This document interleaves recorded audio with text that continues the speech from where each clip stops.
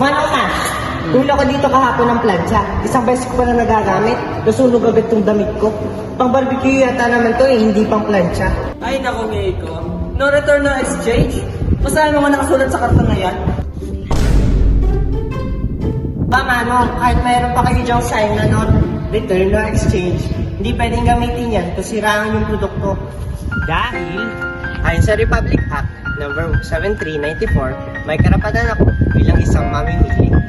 May karapatan akong makatanggap ng produktong ligtas at gumagana ayon sa aking inaasahan.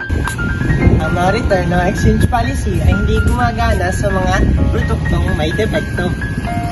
Flashback. Grabe, patas agad ah. Kala ko ba kalmado lang tayo nag-uusap kanina? Guys, hindi ako galit. Ine-educate lang kita. May karapatan ako sa ligtas na produkto, tamang impormasyon at tamang serbisyo. Karapatan ng mamimili, proteksyon laban sa sirang gamit at palusot ng tindahan mula pa noon hanggang ngayon. Pwede naman natin palitan. Wala namang problema. Exo, palitan pa natin ng rice cooker. Ay naku Mano, baka yung rice cooker mo pang pressure ba? Plancha lang kung hindi pang pirito. Meanwhile. O ayan, piste tayo ah. Baka naman ma-feature mo pa ako sa tulpo nito.